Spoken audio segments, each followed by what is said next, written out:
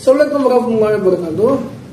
Saat ini kami akan membuat podcast komunikasi bisnis dan public speaking yang bertema digital marketing dan perubahan perilaku konsumen. Anggota kami terdiri dari saya sendiri Muhammad Rizky, Saya Fitri Fatoni. Saya Maisal Saputra. Baik, di era digital saat ini banyak sekali aktivitas-aktivitas yang kita lakukan tanpa kita sadari. Seperti contohnya yaitu media sosial, baik itu Instagram, Facebook, dan yang lainnya.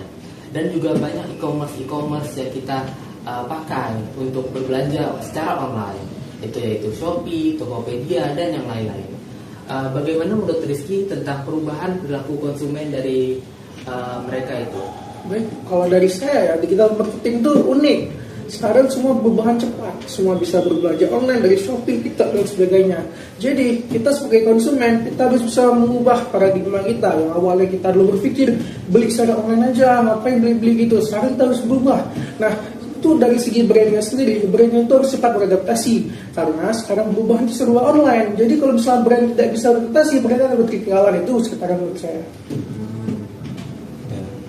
Saya setuju sih dengan Rizky, karena kan dengan perkembangan teknologi kita harus terus beradaptasi kan. Mungkin juga kalau kita ketinggalan sama teknologi itu, kita tahu perkembangan selanjutnya gimana, karena kan semuanya itu kan akan ikut perkembangan teknologi juga pada Ya benar, karena ya itu sekarang tuh udah era teknologi, kita era 5.0, jadi kita harus bisa berkembang secara diagonalnya. Benar sekali, karena di era digital saat ini banyak sekali orang-orang ingin mau ikut dari teknologi itu, atau kayak bisa dibilang FOMO, fear of missing out.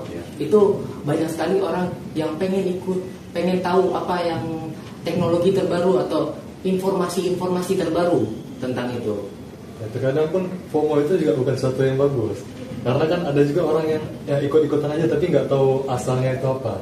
Ada juga yang ikut-ikutan pun untuk membeli satu barang misalnya mungkin mereka nggak perlu, tapi mereka karena ada orang yang beli jadi ikut juga gitu kan. Dan juga dari faktor mempengaruhi perubahan perilaku konsumen itu, yaitu bisa dari teknologi, bisa dari emosi dari pelanggan itu tersendiri.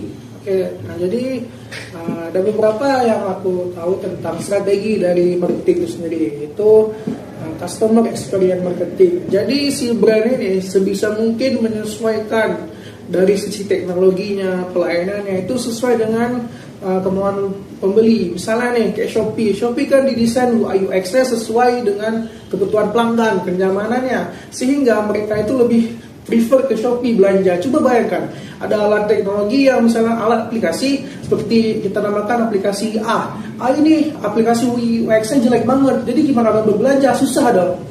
Benar banget sih, aku setuju dengan Bung Rizky. Karena di Shopee ini banyak sekali orang yang lebih memilih Shopee daripada Tokopedia, karena bisa dari pengirimannya cepat dan banyak sekali varian-varian yang bisa kita pilih, baik itu dari barang-barangnya yang bervariasi, dan juga ada dimudahkan dengan COD. Itu salah satu faktor utama yang banyak orang memilih Shopee. Ya, belum lagi dengan Shopee itu yang harganya itu jauh lebih murah daripada pesaing-pesaingnya kan. Habis itu mereka pelayanannya juga cepat, desainnya itu bagus sekali emang. Ada video-video shortnya juga, jadi kita bisa scroll nanti misalnya ada ketemu barang yang kita suka kan, bisa kita beli juga gitu kan, pas kali kan. Ngomongin Shopee, Fitri pernah nggak berbelanja di Shopee? Pernah, dan kebanyakan pengalaman saya itu bagus. Karena barang yang saya beli itu datangnya tepat waktu, palingan pun kalau telat pun cuma sehari. Itu paling telat sehari semua. Dengan dibandingkan harga dengan aplikasi sejenis gimana? Ada aplikasi lain yang bisa dibilang bagus juga, tapi harganya mungkin sedikit mahal ya, jadi saya lebih pilih Shopee. Walaupun yang aplikasi teknologi itu juga bagus juga, cuman pilihan saya, preferensi saya lebih ke Shopee ya. Kalau dari Maisal juga pernah beli Shopee?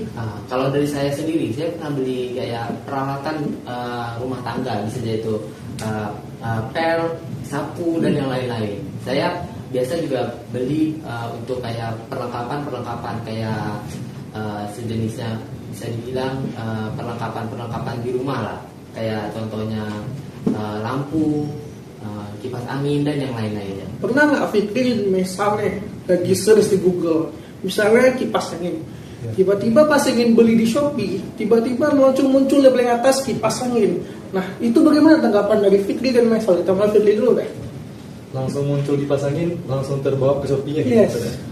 Jadi lebih mudah sih. Ini udah. Karena paling banyak juga Shopee kan yang muncul ya. Karena Shopee harga itu pasti emang jauh lebih murah daripada yang lain, daripada kompetisi yang lainnya.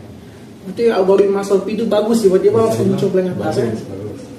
Kalau dari saya pernah, misal saya lagi mencari catur di search engine Google, itu seringkali di Shopee, di Tokopedia, seringkali muncul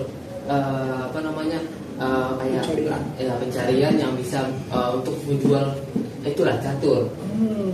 Barang yang tepat gitu ya. Benar. Dan kadang saya juga agak takut dengan bagaimana Shopee ini atau e-commerce ini bisa tahu Iya, betul. dari Takut privasi kita juga diambil ya. Nah, tapi benar sekali. Tapi mereka itu ada batasnya juga. Nggak semua diambil, informasi kita diambil. Ada beberapa aja. Cuma nggak mendalam kali lah. Jadi kita bisa lebih aman lah. Gitu. Ya, Bang, itulah keunggulan dari Shopee dibandingkan komputer lain. Walaupun komputer itu sebenarnya lebih menarik sebenarnya. Cuman kita lagi bahas Shopee dan kebetulan saya juga pengguna Shopee, makanya saya bahas Shopee. Kalau mengenai yang lain kan ada coba ya kompetitor lain ada tanggapan kalian gimana dengan kompetitor lain? Kalau dari aku sendiri aku belum pernah belanja di tempat lain karena aku udah nyaman banget di Shopee. Cuma Shopee berarti? Cuma Shopee. Wah, berarti penggemar setia Shopee dong. Karena melihat dari UI UX-nya Shopee itu mudah banget diakses, berbelanja cepat, dan misalnya ada fitur dari promo gratis, itu udah membuat nyaman pelanggan. Balik lagi kan pelanggan itu ada namanya loyalitas. Jadi kalau udah satu terikat sama brandnya itu susah kali untuk beralih tempat lain. Kita ngomong-ngomong soal loyalitas tuh emang salah satu hal yang paling penting itu kan kepuasan pelanggan kan dari sebuah produk itu kan. Kalau kita ada terikat sama suatu produk itu emang susah kali gitu Pak. Walaupun mereka naik harga dikit pun kita rela. Ya itu dia. Karena beli produk itu aja kan. Itu makanya saya setuju sekali dengan Fikri. Karena memang kalau misalnya suatu perusahaan atau suatu saya bilang penjual sudah kehilangan dari loyalitas dari konsumen itu, bakal susah kembali, susah mengambil kepercayaan dari konsumen itu, apalagi sudah dikhianati sekali. Ya, sekali aja itu udah batas maksimal bisa dibilang. Benar. Kalau udah dikhianati sekali pasti kita kan udah segan balik lagi kan. Iya. Saya juga pernah merasakan. Apa dari Rizky pernah dikhianati dari misalnya dari perusahaan yang Rizky sering beli atau bagaimana? pernah sih kecewa misalnya nih beli sebuah produk nih, misalnya katakanlah kemarin tuh beli coklat, ternyata coklat yang dibeli itu melewati QC-nya, quality control-nya, sehingga yang seharusnya beratnya 500 gram menjadi 250 gram. Itu kan sangat fatal. Itu setengah ya? Itu dia. Itu sangat-sangat wah, ini kenapa nih coklatnya cuma dapat setengah? Kan kita beli juga dengan harga yang sama. Seharusnya tidak boleh seperti itu. Itulah makanya kalau misalnya konsumen udah kecewa sekali, mereka akan susah untuk kembali. Itu kata-katanya. Kita balik ke digital marketing dulu ya. Iya. Udah jauh kita balik ke kita balik ke topik dulu. Nah, ke topik utama. Kalau dari kayaknya sekarang yang paling banyak mendominasi pasar digital itu Gen Z ya. Yes, Gen Z. Pasti mereka kan yang kalau kita harus mengikuti tren Gen Z semua kan. Bagaimana pendapat Rizky kalau tren Gen Z sekarang itu gimana? Nah, kalau dalam pemasaran sendiri marketing itu ada yang namanya strategi value based marketing. Jadi dalam value based marketing itu Gen Z itu diikut sertakan dalam membuat desain produk. Jadi makanya misalnya kayak ada contoh produk dari Pantogenia, itu setiap membuat ingin produk mereka akan membuat survei, membuat voting bagaimana Gen Z ini ingin membuat produk. Contohnya sangat banyak. Makanya oleh sebab itu penting banget untuk mengajak konsumen itu untuk berinteraksi, berkomunikasi, berkolaboratif dengan sesama brand, sehingga dia akan si konsumen ini merasa saya ada keterlibatan di sini, sehingga lebih dekat kepada brand itu sendiri dari pandangan konsumen. Benar sekali, karena di era sekarang ini, era digital, banyak sekali banyak sekali yang dari generasinya, yaitu generasi Gen Z, yaitu digitalisasi sangat penting. Mereka itu sangat Bisa dibilang ini rumah mereka. ya Mereka emang lahirnya pas masa-masa ini kan. Digital ini emang mereka dari kecil dapat diapil. Bukannya kita memburukan, tapi kan emang dari awal mereka udah lebih. Mungkin ada sekarang anak kecil lebih tahu teknologi daripada orang dewasa. Ya, iya. Bisa dibilang kan. Jadi kalau kita bisa mendapat perhatian mereka dengan 5 detik awal saja, itu kita bisa menangkan hati mereka untuk beli produk kita. Biasanya gitu. benar. Kan seiring berubahnya waktu kan perubahan perilaku konsumen juga berubah kan. Makanya Gen Z itu paling mudah dipersuasifkan dengan content creator. Yeah. Makanya content creator itu sangat banyak sekali dibawain konten 5 menit, 8 menit, karena 10 menit. Karena kenapa? Karena Gen Z itu cepat bosan nonton konten. Misalnya nonton 10 menit nih, udah bosan lah ganti lain. Nah, tapi kalau dengan short semenit itu dengan satu brand bisa mengakuisisi semua pikiran dari Gen Z sehingga masuk dari pola pikirnya. Benar. Dan juga banyak sekali dari streamer yang diajak kerjasama. Misalnya dari short itu ada kayak afiliasi supaya bisa kayak popcorn, dari salah satunya mungkin R7 itu dia bekerja sama dengan mungkin UMKM atau usaha-usaha yang dia ada di Shopee, itu usaha popcorn karamel tuh, dengan afiliasinya itu. Banyak lihat orang usaha-usaha popcorn itu afiliasi juga kan. Kalau bisa dibilang attention span-nya Ya. udah berkurang kan sekarang kan. Jadi kalau kita mau buat video itu video yang pendek, jadi supaya cepat menarik perhatian mereka gitu kan. Bener banget. Kalau dari segi pandangan Fikri dan Maisal nih, kan kita masuk ke ranah digital marketing. Penting nggak kira-kira bagi UMKM yang masih menerapkan sistem tradisional untuk terjun ke digital marketing? Dari siapa dulu nih? Oke, dari Maisal dulu deh. Dari aku aja dulu. Kalau menurut saya itu sangat penting karena bisa dibilang orang kayak belanja secara offline itu makin lama semakin menurun karena sekarang orang-orang udah malas sekali jalan-jalan kemana-mana. Mungkin dari saya atau dari Rizky dan Fikri Sama juga. berpengalaman juga. Nah, itulah makanya kita penting sekali berdigitalisasi. Paling minimal itu mungkin GoFood, Grab itu sudah bekerja sama. Kalau dari pandangan saya sih gitu. Fikri? Saya sama juga sih. Karena kan sekarang orang udah emang kebanyakan belanja itu dari online sekarang. Belum lagi harganya itu pasti lebih murah daripada beli secara langsung kan. Makanya kalau bisa dibilang ya penting, sangat penting sekali. Mungkin dari digitalisasi marketing seperti itu. Mungkin kalau karena digitalisasi itu sangat penting untuk dari perubahan perilaku dari konsumen itu tersendiri. Maka kesimpulan yang bisa saya perubahan perilaku konsumen kita udah bahas. Wah, itu dia. Bukan konsumen dulu. Dalam perubahan perilaku konsumen itu tentang bagaimana kita bisa mengubah perilaku dari konsumen itu dengan digitalisasi marketing itu tersendiri. Baik itu dari contohnya, saya beri contoh ya, misalnya kayak iklan dari Oreo. Nah, iklan dari Oreo itu kan memang bisa dibilang unik sekali. Itu dari yang diputar, dijilat, dicelupin. Ada slogannya. Slogannya tahu semua orang. Itu jadi kalau misalnya ada ngelihat Oreo itu pasti berpikir wah ini bisa berpikir kalau Oreo itu harus diputar, dijilat, dicelupin. Ya. Walaupun produknya bukan Oreo pun tetap diterapkan hal yang sama. Iya, fly olay atau apa karena memang udah brandingnya kuat sekali. Berarti beberapa konsumen itu sangat mempengaruhi dari segi perbuatan kita ya, kebiasaannya. Berarti yang benar-benar jadi pembeda lah di setiap brand itu sendiri ya. Benar. Jadi kalau ngomongin tentang konsumen ya, itu brand misalnya nih kayak kita sebutlah Wardah, itu kan ada namanya slogan cantik dari dalam. Nah, itu kan menandakan bahwa cantik itu tidak bisa dipandang hanya dengan kecantikan dari segi fisik yang dapat dipandang, namun dari dalam yang juga bisa disebut sebagai overall marketing. Jadi sehingga hal-hal ini sangat berperilaku pada konsumen itu sendiri. Kalau misalnya kita ngomongin tentang brand, maka konsumen itu sangat menjadi penopang utama itu sendiri.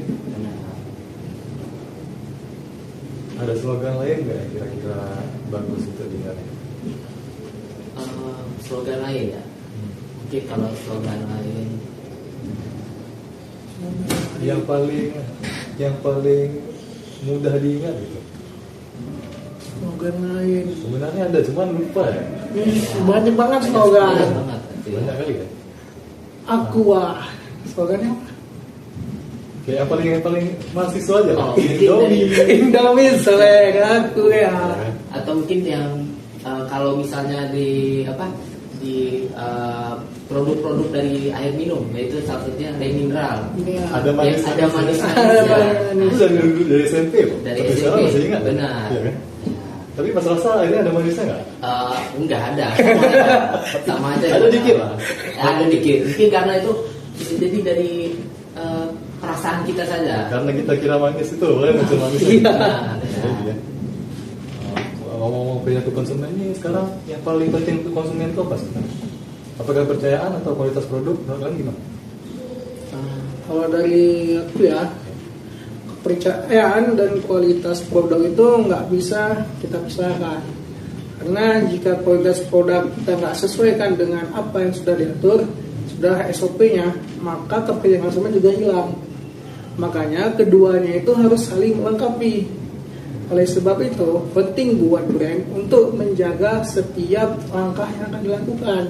Misalnya pemasarannya itu ranah kemana, jangan sampai pemasaran yang dihasilkannya itu ke ranah politik yang dimana targetnya itu tidak suka politik. Jadi harus menyesuaikan dengan itu. Sesuai pasarnya. Yes, makanya brand marketing itu tugasnya sekarang tuh berat banget karena serba digital sekarang. Misalnya sebuah perusahaan, sebuah brand itu melakukan sebuah kesalahan marketing, itu semua ada rekam jejak digitalnya, nggak bisa hilang, semua jejak digital tuh pasti ada, itu yang susahnya. Informasi sekarang itu cepat kali ya. Itu dia. Makanya sekarang itu ada namanya tuh viral marketing. Misalnya nih, contoh nih, ada toko jual makanan, anggaplah rumah makan. Datanglah satu influencer yang ingin mempromosikan. Dia bilang tidak enak, langsung sepi tuh pedagangnya. Karena itu viral marketing. Coba seandainya si influencer itu bilang enak, langsung ramai. Itulah namanya sebut viral marketing. Berarti kekuatan sekarang ada di internet. Yes, itu dia marketing online seperti gitu. Benar banget. Saya juga pernah dengar yang ada suatu food blogger atau reviewer makanan itu pernah mencoba di sana dan bilang ini nggak enak, ini apalah, reviewnya memberikan review yang jelek. Itu bikin perusahaannya bangkrut. Gara-gara cuma dari reviewnya, cuma dari kata-kata bisa bangkrut itunya. Jadi word of mouth itu sangat kuat sekali ya. Iya. Sekarang. Benar. Kalau salah ngomong ya, makanya harus hati-hati jaga kata-kata. Itu kata-kata kita. Makanya kita di MK Komunikasi Bisnis dan Public Speaking itulah kita diajarkan bagaimana cara berkomunikasi yang efektif, dan public speaking kita harus sesuai dengan apa yang kita dimaksudkan. Karena baik lagi yang kita omongkan itu akan didengar orang lain. Maka kita harus memberikan sesuatu terbaik mungkin lah. Semua kata kita itu bertanggung jawab kita. Yes. Harus hati-hati ya. Mungkin. Oke, mungkin saya akan menarik kesimpulannya, yaitu digital marketing dan perubahan perilaku konsumen itu saling berpengaruh satu sama lain. Digitalisasi dan digitalisasi marketing dan perubahan perilaku itu merupakan bukan hanya sekedar teori saja, itu merupakan perilaku atau transformasi dari kegiatan kehidupan sehari-hari kita semua. Mungkin sekian dari saya. Udah, mungkin itu aja dari kami ya podcastnya. Ya, sekian dari kami kelompok 12. Saya Maisal Saputra undur diri. Saya Ahmad Rizky juga undur diri. Saya Fikri Fatoni juga undur diri. Sekian dan terima kasih. Assalamualaikum warahmatullahi wabarakatuh.